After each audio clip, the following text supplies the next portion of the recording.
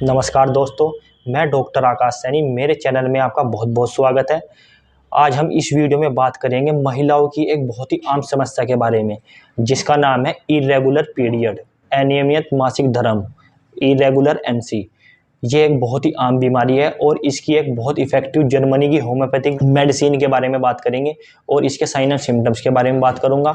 और मैं इस वीडियो में आपको कितने की लेनी है लास्ट में और कैसे इसे यूज करना है उसके बारे में बताऊंगा। अगर आप मेरे चैनल पर अभी तक नए हैं और मेरे चैनल को अभी तक आपने सब्सक्राइब नहीं किया है तो मेरे चैनल को सब्सक्राइब करें, मेरी वीडियो लाइक करें और व्हाट्सएप और फेसबुक अकाउंट में शेयर करें। तो चलिए इस टॉपिक को शुरू करते हैं। इरेगुलर पीरियड महिलाओं में होने वाली एक आम समस्या है। जब एक फीमेल में मेंस्ट्रुअल साइकिल एमसी यानी कि मासिक धर्म 28 दिन से 31 दिन के बीच होता है तो इसे नॉर्मल माना जाता है।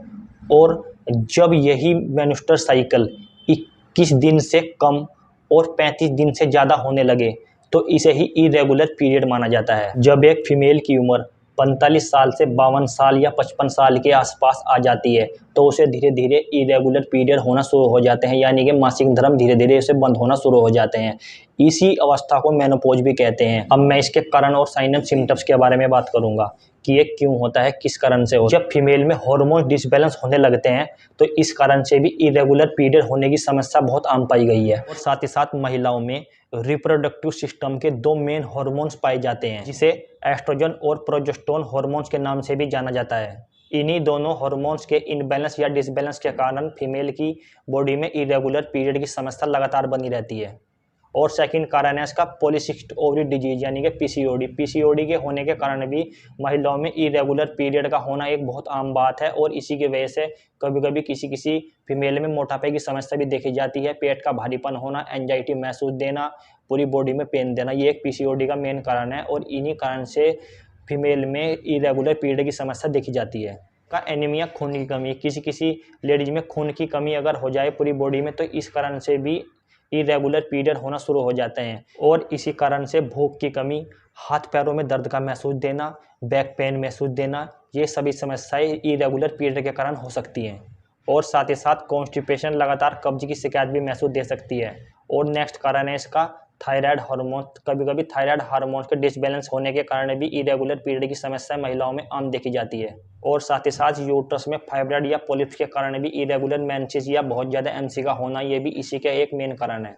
और इसका मेन नेक्स्ट कारण है पेल्विक स्वेलिंग यानी कि इन्फ्लेमेशन का हो जाना।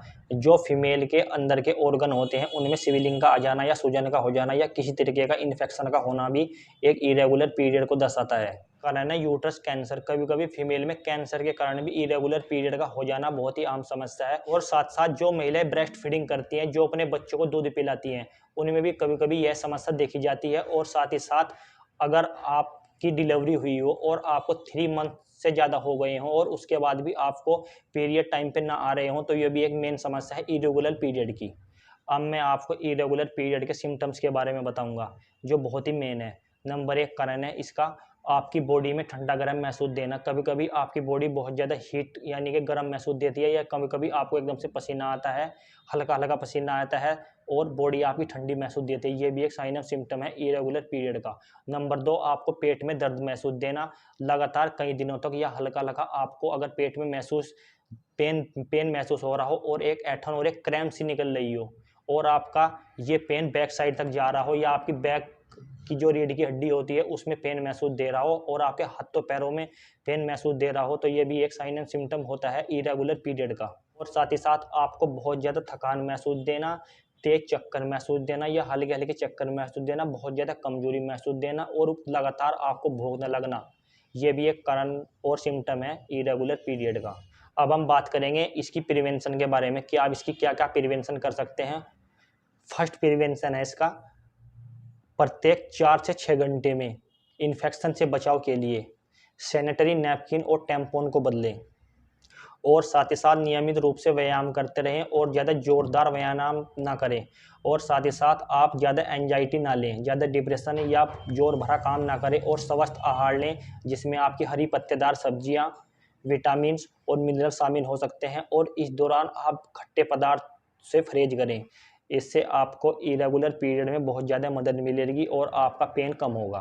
चलिए बात करते हैं अब डॉक्टर रैकवे की R10 ड्रॉप के बारे में। साइड में मैं इसका पिक्चर लगा दूंगा। अब बात करते हैं इसमें डिलीवरी मेडिसिन के बारे में। फर्स्ट मेडिसिन डिलीवरी है इसमें एसिडम सल्फ।